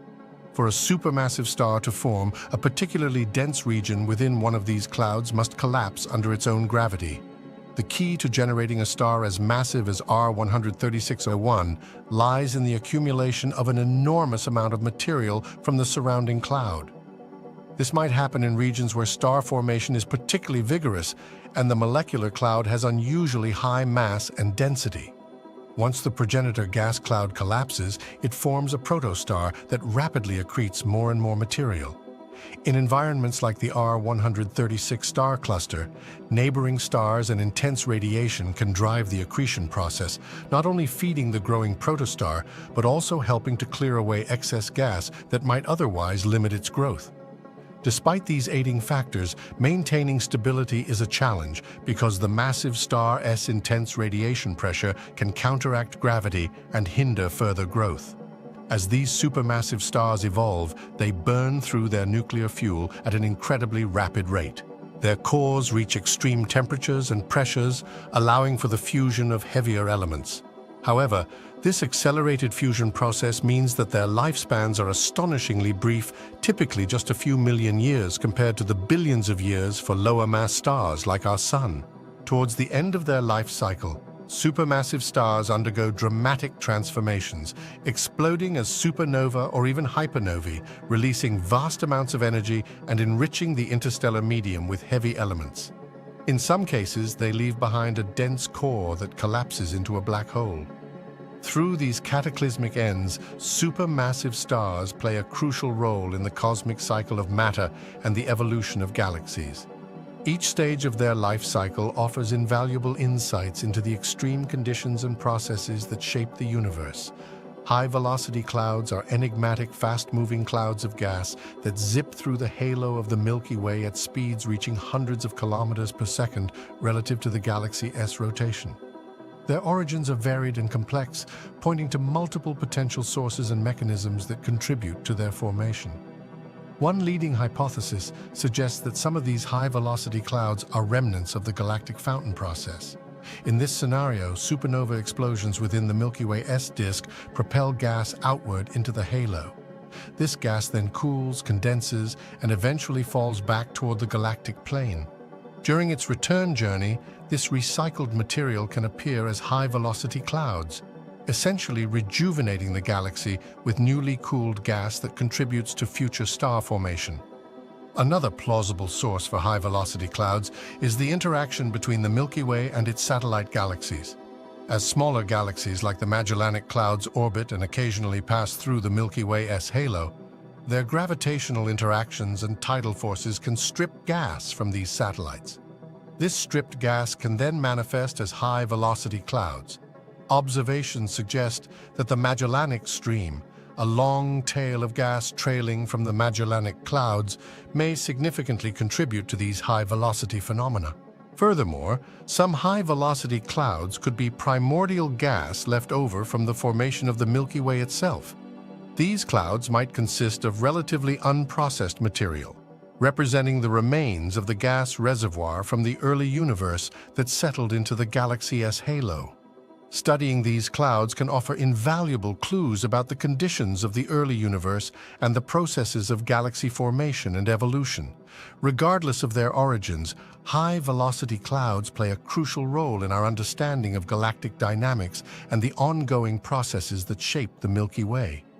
By observing and analyzing these swift gas clouds, astronomers uncover layers of complexity in our galaxy's history, interactions, and the continuous cycle of matter within the galactic environment. When galaxies collide and merge, these awe-inspiring cosmic events unfold over millions to billions of years, transforming the structures and dynamics of the galaxies involved. The process begins as galaxies, under the influence of mutual gravitational attraction, draw closer to each other. Contrary to the typical notion of violent impacts, individual stars within galaxies rarely collide due to the vast distances separating them. Instead, the interactions primarily involve the gravitational forces exerted on the stars, gas, and dark matter within the galaxies. As galaxies approach each other, their gravitational fields create tidal forces that distort their shapes. Spiral arms may become elongated or twisted, and streams of stars and gas can be flung out into intergalactic space. During these close encounters, the gas within the galaxies can experience intense compression, leading to bursts of star formation. Astronomers call these episodes starbursts, which can produce new stars at rates much higher than usual. Eventually, the galaxies pass through each other, but gravity pulls them back together, causing them to engage in several additional encounters and passes. These interactions dissipate their relative kinetic energy, causing them to coalesce into a single larger galaxy. Over time, the merging process leads to the mixing and settling of the various components. The initially chaotic motions of stars smooth out, often transforming the progenitor's morphologies. For instance, the merger of two spiral galaxies typically results in an elliptical galaxy characterized by random stellar orbits and a more spheroidal shape. Galactic mergers are fundamental processes in the hierarchical model of cosmic structure formation. They are instrumental in forming larger galaxies from smaller ones, a process known as hierarchical clustering. The evidence of past mergers is abundant in observations of galaxies, highlighting their importance in the evolution of cosmic structures. These interactions could explain the observed gamma-ray excess. As scientists delve deeper into these possibilities, each potential explanation provides fascinating insights into the dynamic and energetic processes occurring in our galaxy's core. Determining the true source of this gamma-ray glow not only unravels a cosmic mystery, but also enhances our understanding of the fundamental forces and particles shaping the universe. Supermassive stars like R136a1, located in the dense star cluster R136 in the Large Magellanic Cloud, are among the most extreme cosmic phenomena. Forming such enormous stars, which can have masses hundreds of times that of our Sun, requires specific and exceptional conditions, still a subject of intense study and debate among astronomers. The formation process begins within giant molecular clouds, vast regions of cold gas and dust where stars are born.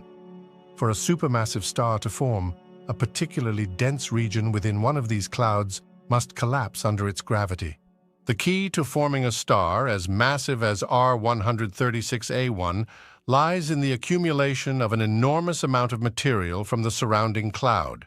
This might occur in regions where star formation is particularly vigorous and the molecular cloud has unusually high mass and density. Once the progenitor gas cloud collapses, it forms a protostar that rapidly accretes more and more material.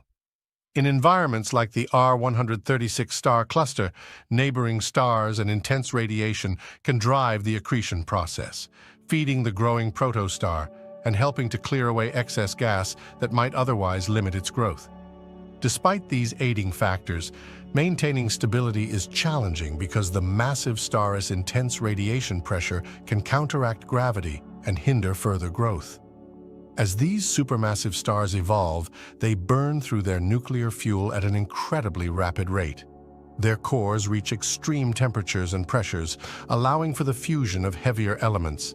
However, this accelerated fusion process means their lifespans are astonishingly brief, typically just a few million years compared to the billions of years for lower-mass stars like our Sun. Towards the end of their life cycle, supermassive stars undergo dramatic transformations, exploding as supernovae or even hypernovae, releasing vast amounts of energy and enriching the interstellar medium with heavy elements. In some cases, they leave behind a dense core that collapses into a black hole. Through these cataclysmic ends, supermassive stars play a crucial role in the cosmic cycle of matter and the evolution of galaxies. Each stage of their life cycle offers invaluable insights into the extreme conditions and processes that shape the universe. High-velocity clouds are mysterious, fast-moving gas clouds that zip through the halo of the Milky Way at speeds reaching hundreds of kilometers per second relative to the galaxy's rotation. Their origins are varied and complex, pointing to multiple potential sources and mechanisms contributing to their formation. One leading hypothesis suggests that some of these high-velocity clouds are remnants of the galactic fountain process. In this scenario, supernova explosions within the Milky Way-S disk propel gas outward into the halo. This gas then cools, condenses, and eventually falls back toward the galactic plane. During its return journey, this recycled material can appear as high-velocity clouds, rejuvenating the galaxy with newly cooled gas that contributes to future star formation. Another plausible source for high-velocity clouds is the interaction between the Milky Way and its satellite galaxies. As smaller galaxies like the Magellanic Clouds orbit and occasionally pass through the Milky Way-S halo, their gravitational interactions and tidal forces can strip gas from these satellites. This stripped gas can then manifest as high-velocity clouds. Observations suggest that the Magellanic Stream, a long tail of gas trailing from the Magellanic Clouds, may significantly contribute to these high-velocity phenomena. Furthermore, some high-velocity clouds could be primordial gas left over from the formation of the Milky Way itself. These clouds might consist of relatively unprocessed material, representing the remains of the gas reservoir from the early universe that settled into the galaxy S halo. Studying these clouds can offer invaluable clues about the conditions of the early universe and the processes of galaxy formation and evolution. Regardless of their origins, high-velocity clouds play a crucial role in our understanding of galactic dynamics and the ongoing processes that shape the Milky Way. By observing and analyzing these swift gas clouds, astronomers uncover layers of complexity in our galaxy's history, interactions, and the continuous cycle of matter within the galactic environment. When galaxies collide and merge, these awe-inspiring cosmic events unfold over millions to billions of years, transforming the structures and dynamics of the galaxies involved. The process begins as galaxies, under the influence of mutual gravitational attraction, draw closer to each other. Contrary to the typical notion of violent impacts, individual stars within galaxies rarely collide due to the vast distances separating them. Instead, the interactions primarily involve the gravitational forces exerted on the stars, gas, and dark matter within the galaxies. As galaxies approach each other, their gravitational fields create tidal forces that distort their shapes. Spiral arms may become elongated or twisted, and streams of stars and gas can be flung out into intergalactic space. During these close encounters, the gas within the galaxies can experience intense compression, leading to bursts of star formation. Astronomers call these episodes starbursts, which can produce new stars at rates much higher than usual. Eventually, the galaxies pass through each other, but gravity pulls them back together, causing them to engage in several additional encounters and passes. These interactions dissipate their relative kinetic energy, causing them to coalesce into a single larger galaxy. Over time, the merging process leads to the mixing and settling of the various components. The initially chaotic motions of stars smooth out, often transforming the progenitor's morphologies. For instance, the merger of two spiral galaxies typically results in an elliptical galaxy characterized by random stellar orbits and a more spheroidal shape. Galactic mergers are fundamental processes in the hierarchical model of cosmic structure formation. They are instrumental in forming larger galaxies from smaller ones, a process known as hierarchical clustering. The evidence of past mergers is abundant in observations of galaxies, highlighting their importance in the evolution of cost-accurate atomic clocks, often hydrogen masers, are used to timestamp received signals down to the nanosecond. Data from each telescope is recorded and sent to a central processing facility called a correlator. The correlator meticulously aligns these signals by accounting for time differences based on the telescope's locations and movements. By combining the data, the correlator constructs interference patterns that astronomers use to generate high-resolution images. This process allows scientists to observe celestial objects with detail comparable to a single telescope the size of the maximum distance between the individual radio telescopes. VLBI's power lies in its exceptional angular resolution, enabling scientists to observe and measure phenomena in remarkable detail. This technique has been instrumental in numerous groundbreaking discoveries, such as imaging the event horizon of a black hole for the first time with the Event Horizon Telescope, a global VLBI network. It also aids in studying the dynamics of quasars, mapping the distribution of matter in galaxies, and understanding pulsars and other compact objects. By overcoming the limitations of individual radio telescopes, VLBI exemplifies human ingenuity in astronomical observation, providing unparalleled insights into the universe's most distant and enigmatic objects. This collaborative effort across continents, and sometimes including space-based antennas, showcases the power of synchronizing technology and precision for unlocking cosmic secrets. Neutrino detectors offer profound insights into the Sun's core where nuclear fusion occurs. Neutrinos are subatomic particles produced during nuclear reactions, such as those powering the Sun. Because neutrinos interact weakly with matter, they can escape the Sun's core and travel across space virtually unimpeded, carrying direct information about the core's conditions. Neutrino detectors on Earth, like Kamiokande in Japan and the Sudbury Neutrino Observatory in Canada, capture these elusive particles. When neutrinos interact with the detecting material, usually a large volume of water or heavy water, they produce faint flashes of light known as Cherenkov radiation. Sensitive instruments detect these flashes, allowing scientists to count neutrino interactions and measure their properties, such as energy and flavor. By analyzing the flux and characteristics of these solar neutrinos, scientists can test and validate models of solar fusion and energy production. The standard solar model predicts specific neutrino production rates and energy distributions for different fusion reactions in the Sun's core. Observing these neutrinos directly confirms our understanding of the nuclear reactions converting hydrogen into helium, the primary energy source for the Sun. One remarkable finding from neutrino detection experiments was the initial discrepancy between the predicted and observed neutrino flux, known as the solar neutrino problem. This discrepancy was resolved by discovering that neutrinos can oscillate between different flavors, electron, muon, and tau, as they travel from the Sun to Earth.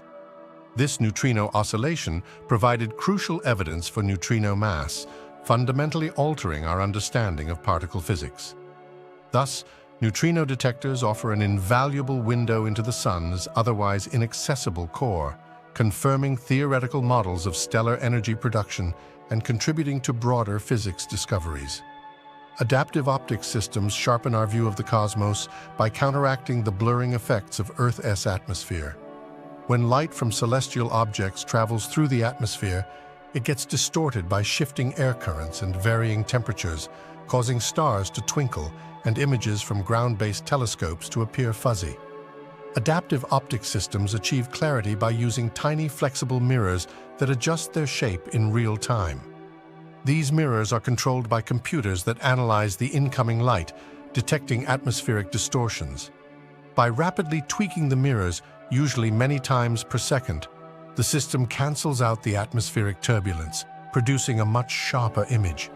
The technology is akin to wearing glasses that constantly adjust to keep things in focus, allowing astronomers to observe distant stars, galaxies, and other celestial phenomena with sharpness once possible only from space-based telescopes. This has revolutionized ground-based astronomy, enabling us to probe the universe with unprecedented precision and uncover hidden details, advancing our understanding of the cosmos.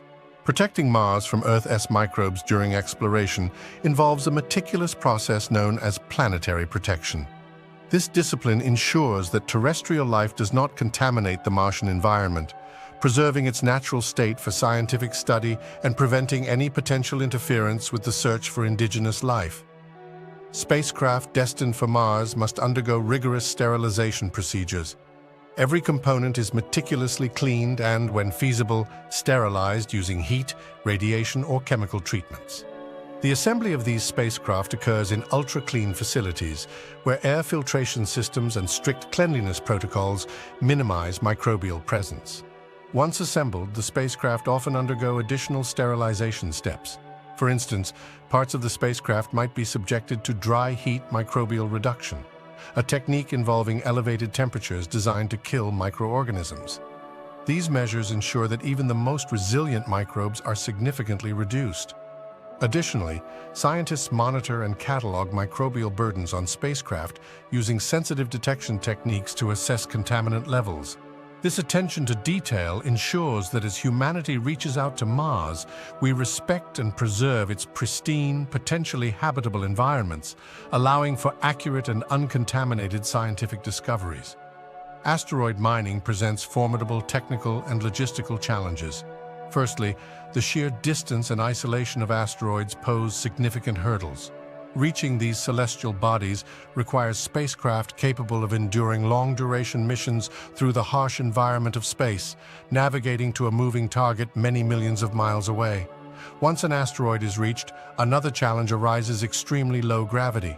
Operating machinery in such an environment is unlike anything on Earth, requiring anchors or specialized thrusters to keep equipment in place. The machinery itself must function reliably in the vacuum of space, where extreme temperatures and radiation are persistent issues. There is also the question of material processing and transportation. Extracted resources must be processed in situ or transported back to Earth or another location.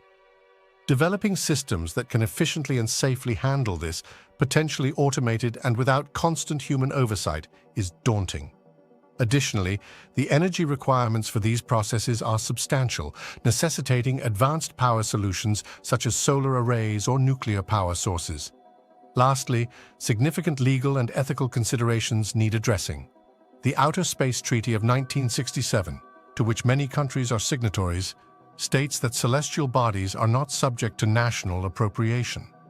This presents a gray area regarding proprietary rights and obligations for asteroid mining, necessitating international cooperation and new regulations to ensure fair and sustainable use of extraterrestrial resources. Terraforming Mars to make it habitable for humans involves immense scientific and engineering challenges. Firstly, altering the Martian atmosphere is essential. Mars has a thin atmosphere primarily composed of carbon dioxide with little to no oxygen. One idea is to release trapped gases from the planet's surface or polar ice caps to thicken the atmosphere, potentially using greenhouse gases like perfluorocarbons to initiate a runaway greenhouse effect. Next, creating liquid water on Mars' surface is crucial. Mars currently has water in the form of ice, mostly at the poles and beneath the surface. Melting this ice to create stable bodies of water involves significantly raising the planet's temperature. Once liquid water exists, it could support life and improve the feasibility of growing crops. However, preventing rapid refreezing and maintaining a stable water supply would be ongoing challenges. Another critical aspect is generating breathable oxygen. Methods for oxygen production include utilizing photosynthetic organisms such as algae or advanced technological processes like electrolysis of water. Once consistent oxygen production is established, humans could start creating enclosed habitats with a controlled atmosphere, gradually expanding as more oxygen is produced and stored. Lastly, protecting Mars from harmful solar and cosmic radiation is vital due to its lack of a magnetic field similar to Earth's. Large-scale engineering projects such as constructing magnetic shields or creating subterranean habitats could provide necessary protection.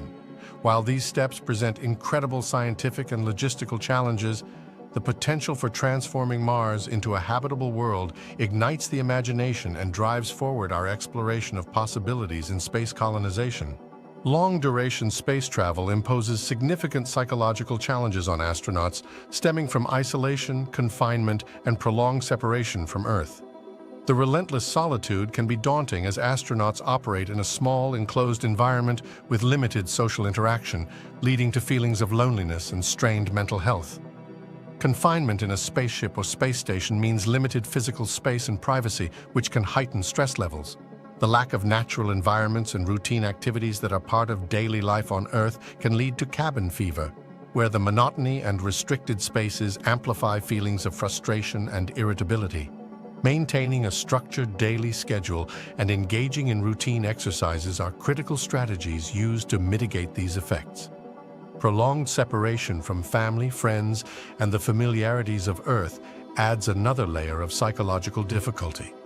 The knowledge that return is not possible for extended periods can weigh heavily on an astronaut's mind, exacerbating homesickness and emotional distress. Modern communication technologies such as video calls and social media provide some respite, allowing astronauts to maintain contact with loved ones, albeit with time delays. Another profound challenge is the constant exposure to high-risk situations. The realization of being far from immediate medical attention or emergency support intensifies the psychological pressure. Extensive training, resilience-building exercises, and psychological support from Earth-based teams play crucial roles in preparing astronauts to manage these stresses. Despite these measures, the human psyche-IS response to the profound isolation and stress of long-duration space travel remains an ongoing area of research as scientists strive to ensure that future spacefarers can maintain their mental health on extended missions. Dealing with space debris orbiting Earth is a growing concern as increasing numbers of defunct satellites, spent rocket stages, and fragments from collisions clutter the space around our planet.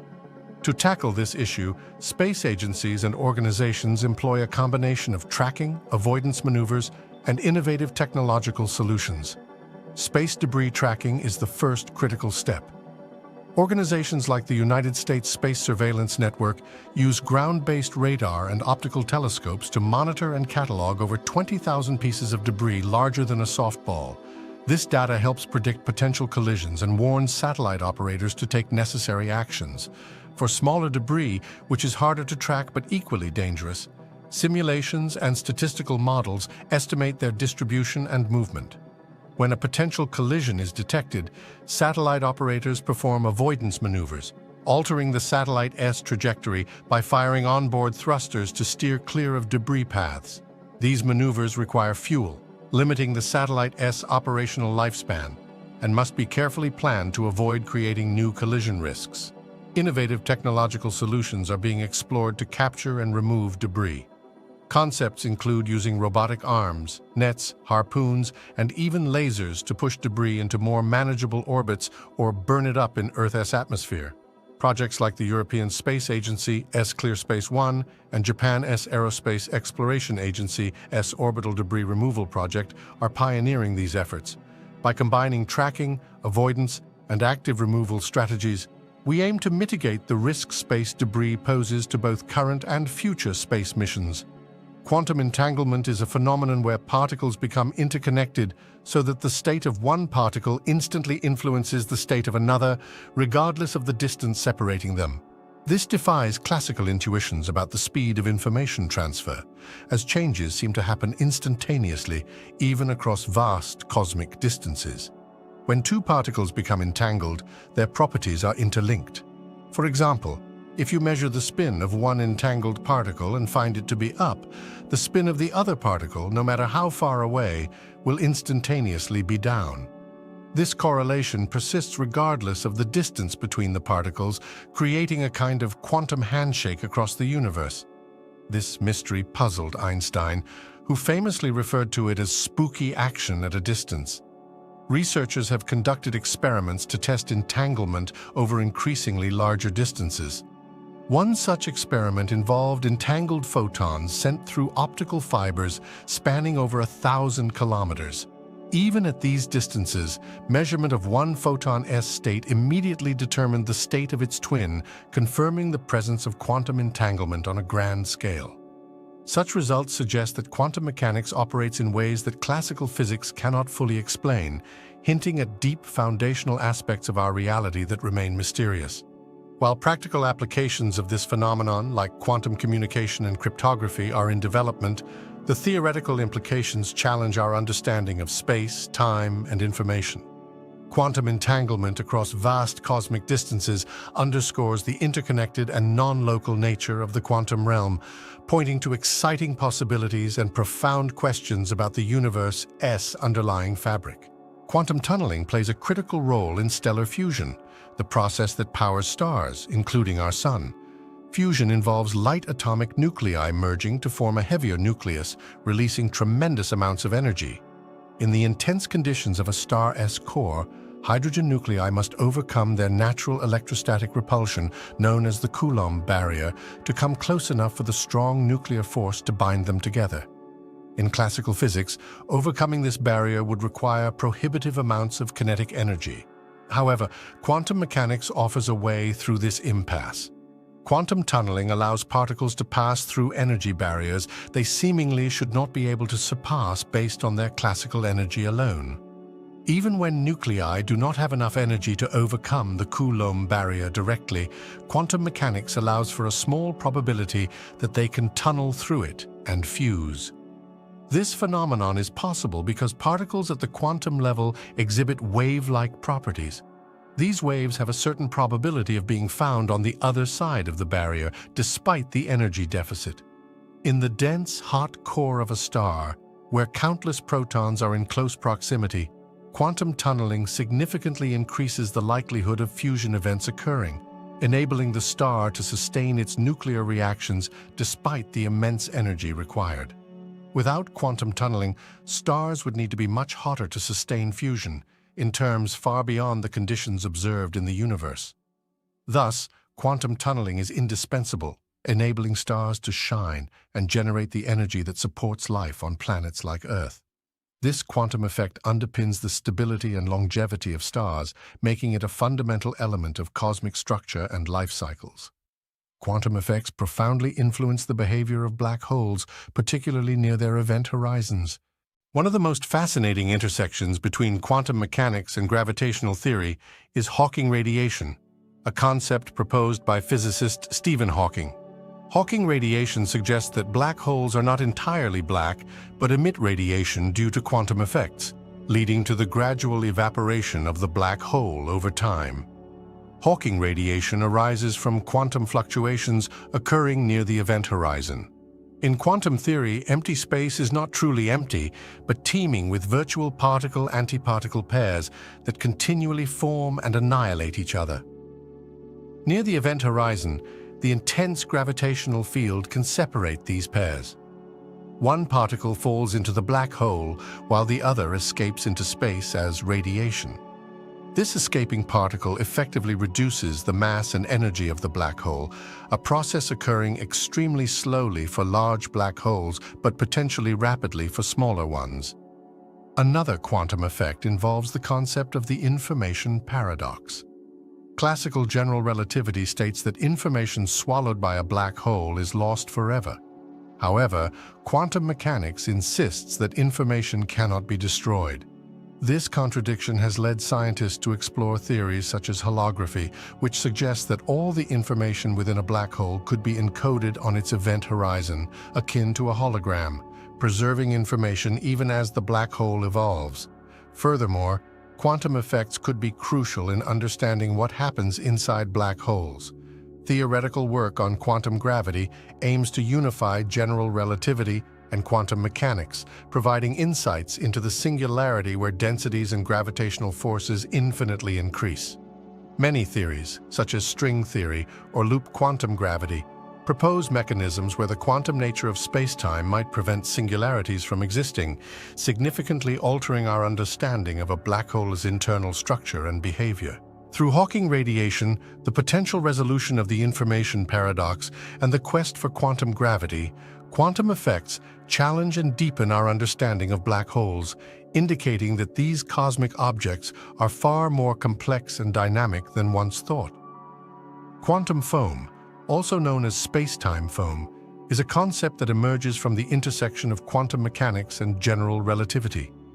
It suggests that at extremely small scales, on the order of the Planck length, about 1035 meters, space-time is not smooth and continuous, but rather chaotic and frothy. This notion was first proposed by physicist John Wheeler. In this framework, the fabric of the universe at these minuscule scales is teeming with constant transient fluctuations. These fluctuations are manifestations of the Heisenberg uncertainty principle, which asserts that certain pairs of physical properties like energy and time cannot both be precisely determined simultaneously. As a result, at quantum scales, particles are incessantly created and annihilated, leading to a turbulent and dynamic environment. The implications of quantum foam are profound for our understanding of the nature of space-time. It suggests that space-time at the smallest scales is far from the smooth, predictable continuum described by classical general relativity.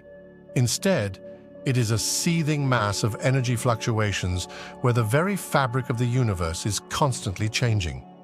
These fluctuations could potentially have macroscopic effects, influencing phenomena such as the propagation of light and gravitational waves over vast cosmic distances. One theoretical implication of quantum foam is its role in quantum gravity, the sought-after theory that attempts to reconcile general relativity with quantum mechanics. Various approaches, such as string theory and loop quantum gravity, propose different ways this foam-like structure influences the universe. This could include the discretization of space-time or the emergence of extra dimensions at these tiny scales. Thus, quantum foam represents a frontier of modern physics where an improved understanding could unlock answers to some of the most profound questions about the nature of reality, the origins of the universe, and the unification of the fundamental forces. Quantum fluctuations in the early universe play a pivotal role in the formation of cosmic structures we observe today. Immediately after the Big Bang, the universe was in an extremely hot, dense state where quantum mechanical effects dominated. These minute fluctuations in energy density occurred at subatomic scales due to the principles of quantum mechanics, creating tiny variations in the distribution of matter and energy. During the inflationary period, a rapid exponential expansion of the universe occurring fractions of a second after the Big Bang, these minuscule quantum fluctuations were dramatically stretched to macroscopic scales. As the universe expanded, the initially negligible variations in density grew larger, imprinted onto the expanding cosmos as perturbations in the fabric of space-time. These density fluctuations acted as seeds for the gravitational collapse that would eventually form galaxies, stars, and other cosmic structures. Regions with slightly higher density than their surroundings had a stronger gravitational pull, attracting more matter and growing larger over time. Conversely, areas with lower densities became voids, spacing out as matter gravitated towards the denser regions. Remarkably, the cosmic microwave background CMB, a faint radiation glow left over from the early universe, provides a snapshot of these early fluctuations. Observations of the CMB by missions like COBE, WMAP, and Planck have revealed a speckled pattern of temperature variations that directly map back to the density fluctuations from the inflationary era. These variations provide crucial evidence supporting the theory of inflation and our understanding of structure formation in the universe. Quantum fluctuations in the early universe, magnified by the inflationary expansion, laid the groundwork for all cosmic structure. This bridging between the quantum world and the macroscopic universe showcases the profound interconnectedness of physical laws across different scales, leading to the diverse and complex cosmos we explore today. Quark-gluon plasmas form in neutron star collisions under conditions of extreme temperature and density. In these high-energy events, the energy and pressure are so intense that protons and neutrons, the particles that make up the nucleus of atoms, dismantle into their more fundamental components, quarks and gluons. Quarks are elementary particles, and gluons are the force carriers that mediate the strong nuclear force binding quarks together. When two neutron stars collide, their ultra-dense matter and immense gravitational forces generate unbelievable amounts of energy. During the violent merger, temperatures can soar to several trillion degrees, an environment reminiscent of the universe's first microseconds after the Big Bang. In such extreme conditions, the usual structural boundaries that confine quarks within protons and neutrons dissolve. This breakdown leads to the formation of a quark-gluon plasma QGP, a state of matter where quarks and gluons exist freely rather than being bound into larger particles. Detecting and studying QGP from these cosmic events relies on observing the aftermath of neutron star collisions, typically detectable by gravitational wave detectors and telescopes that capture electromagnetic signals. Gravitational waves emitted during the collision can provide information about the star's masses and the dynamics of the merger. Subsequent electromagnetic signals, such as gamma-ray bursts and kilonovae, can help identify the creation of QGP and the formation of new elements. The study of QGP in neutron star collisions not only deepens our understanding of these exotic objects, but also reveals fundamental insights about the early universe's conditions. Laboratory creations of QGP, achieved in particle colliders like the Large